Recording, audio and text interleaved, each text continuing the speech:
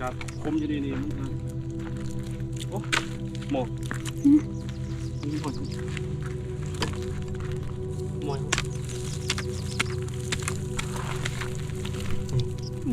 จักไม่เยอะโอ้ของแท้ของแท้เว้ยแต่จะเป็นหูหนูไหมยังนี่เขาเห็นของแท้ยังเหรอมีไหมยังเคลียร์เอาก่อนนี่ไม่ยังเหรอมันใส่เหล่าติจักโอ้มียังเป็นเน็ตดินเอาโอ้เขาสิได้ซื้องัวมาเลี้ยงนี่วางแผนไว้ดูสตาร์พี่น้องเอ้ยสาลีเราจะเห็นอาณาจักรของเราเห็นบ่นี่คือสิ่งที่เราพยายามสั่งมา1 ปีเต็มๆซื้อดินมาปีที่แล้วนี้แล้วก็มาบุกเบิกนี่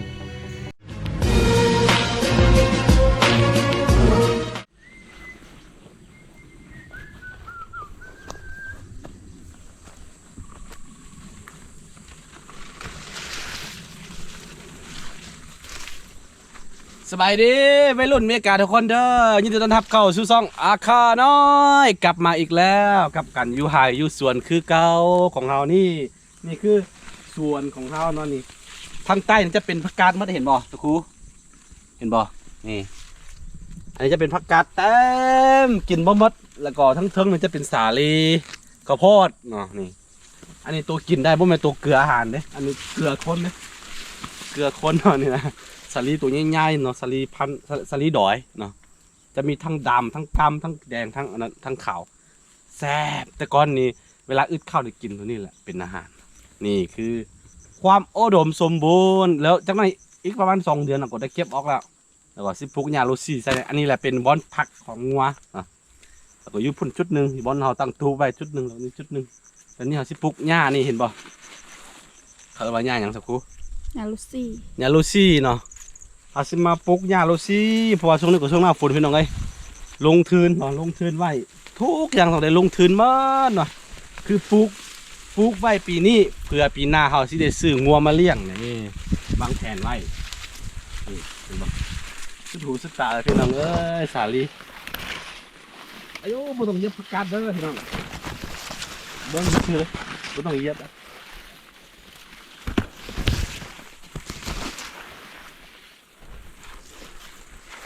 เพื่อฝากไปเลี้ยงไอ้น้องแมวนาเพื่อรักษาคิดปลดปล่อยของน้อง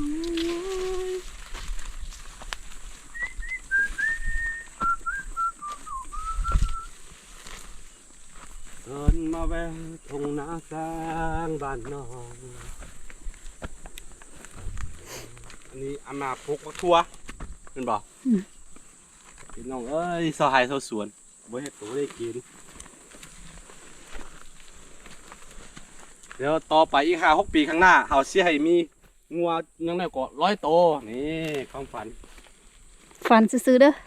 โอ้ยฝันต้องฝันจริงป่ะว่ามันจริงเด้อเดี๋ยวนี้นะฟันซื้อฝันบ่เสียหายฝันบ่ได้เสียเงินเนาะอีก5 ปีข้างหน้านี่งัวควายจะเต็มนี่แหละพี่น้องเป็นง่ายกัน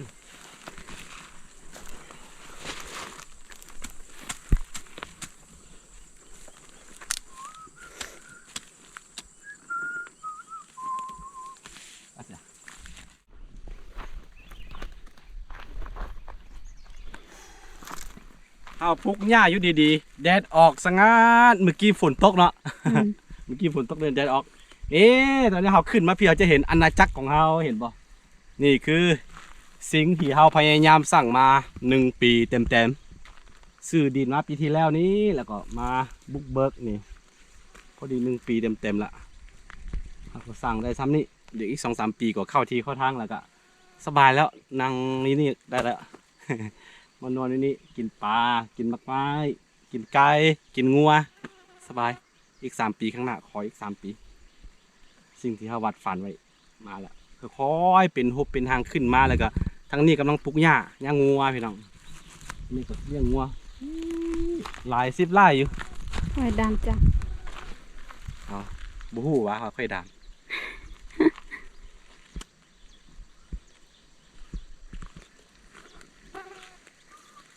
ย่านตัวงัวสิเจือนลงไปเพอทางนี้ดอยนี่บุ้งมันดินสลายไปนี่เดี๋ยวฝนมาปีนี้ไปเมื่อไหร่นี่เนาะ เอาไม้สมการไว้เพราะอันนี้มันไปเลย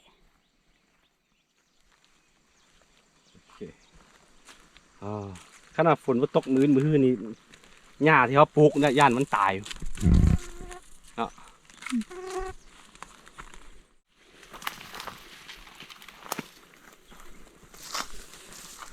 บอนใดเพียงๆแบบนี้เขาสิหวานตัวนี้แล้วก็หวานแล้วก็สิปลูกห่างๆเอานะสิปลูกที่เอาอันนี้ขุดแล้วก็ปลูกอีกเท่านึง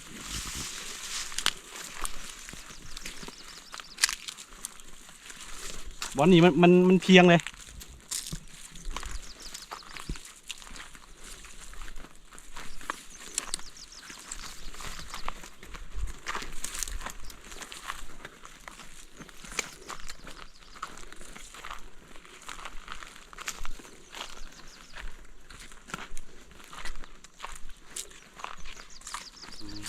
ถ้าฝนตกใส่นี่มันขึ้นอยู่แล้วพี่น้อง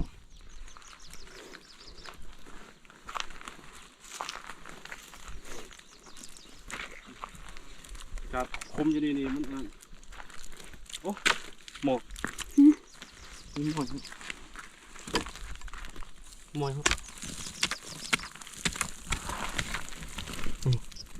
จักไม่เยอะ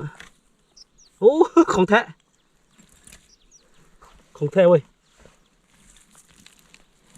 แล้วจะเป็นหูหนูไหมยังนี่เขาเห็นของแท้ยังมีไหมยังเคลียร์ออกก่อนนี่ไม่ยัง มันใส่เหล่าติ จักเขาพูดมียัง เป็นเน็ตดิน เอา โอ้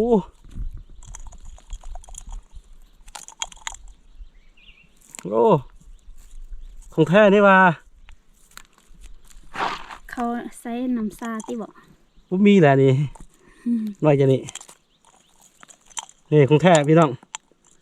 โอ้เจอของแท้เขาซะแล้ว ใส่บ่ได้กะ ได้เออเบิ้งเป็นยัง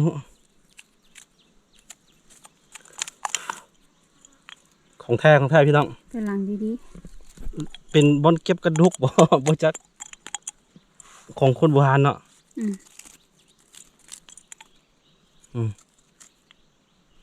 ว่ามีอย่างอยู่ในน่ะ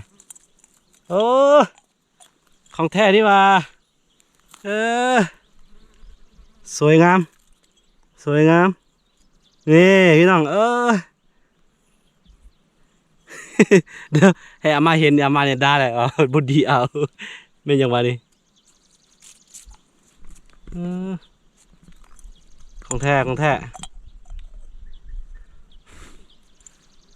อันนี้หูอันนี้ยังบ่มีเนี่ยบ่เป็นน้ำซาดออกเลยนะ ๆมีหัว บ่มีหูนี่ อ๋อ อ๋อมี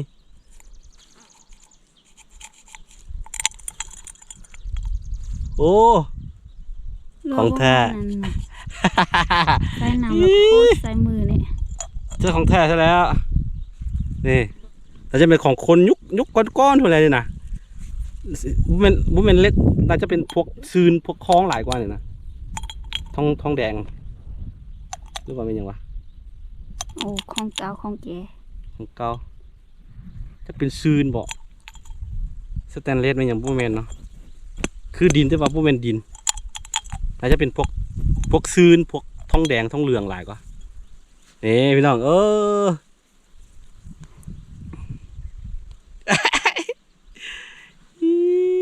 ยามาดาแหละ บุรีเอากาบุรีขอใส่กระดูกมันอย่างบัวนี่เบิ่งไหมเขียวๆอย่างนี้มดมันอย่างกินโอ้ เขายอมสีตินี่ บัวแมนยำสีอันนี้ตกดินเนาะนี่ดินหลายแล้วก็มันขี้เมี่ยงกินเนาะขี้เงินเป็นอย่างว่านี่นะก็เป็นเงินว่ะ ตัวของแท้ ไปถามคนอันนั้นเขา คนเล่นของโบราณ บ่เป็นเอาบ่กล้าเอาแต่เอาอะ แล้วแต่ ไทยฮุบอันนี้ให้ไอ้ดูโอ้เจอของแท้เขาแล้วผู้ใดเคยเห็นพี่น้อง ประมาณนี้เนาะตัวใหญ่นะแป๊บนึงนี่แล้วก็มีสายนี่พร้อม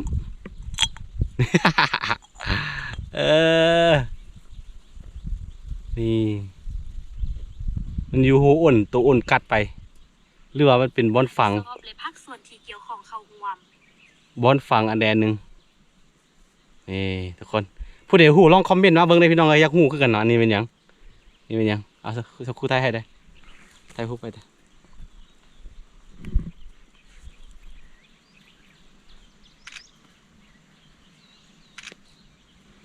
ไทยแดนนี่ไทยแดนนี่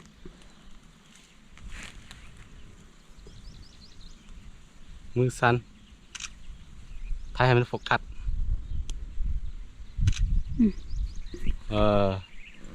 เดี๋ยวกลับไปก่อนเดี๋ยวคันอามาเห็นอามาเนี่ยด่าพวมักว่าให้เก็บเซ็ตไม่ยังจะนี่นะ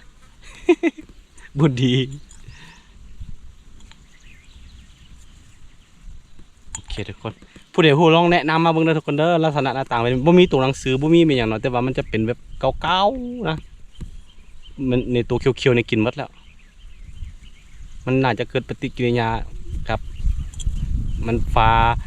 ผ่านฝุ่นผ่านลมผ่านแดดมันอย่างหลายเนาะหลายร้อยปีแหละจึงเป็นอย่างนี้นี่โอเคทุกคนเอากลับไปบ่ให้อามาเห็น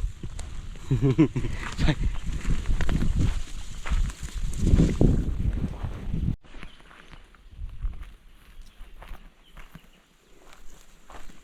เนี่ยฮะ นี่ฟ้าหลังฝนพี่น้องเอ้ยสวยงาม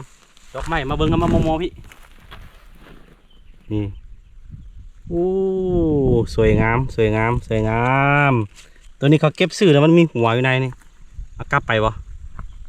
คุดกลับไปบ่ แล้วแต่ ฮะ แล้วแต่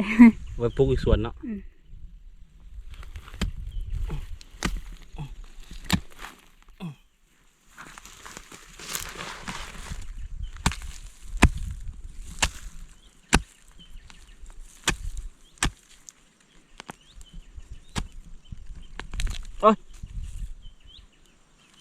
มีหัวนี่เห็นบ่นี่ นี่เนาะเอา นี่ตัวนี้แหละแพงเลยก็ซื้อเลยซื้อโลเท่าเดิมบูนี่บ่ ไว้ปลูกตัวของแท้ไปซะ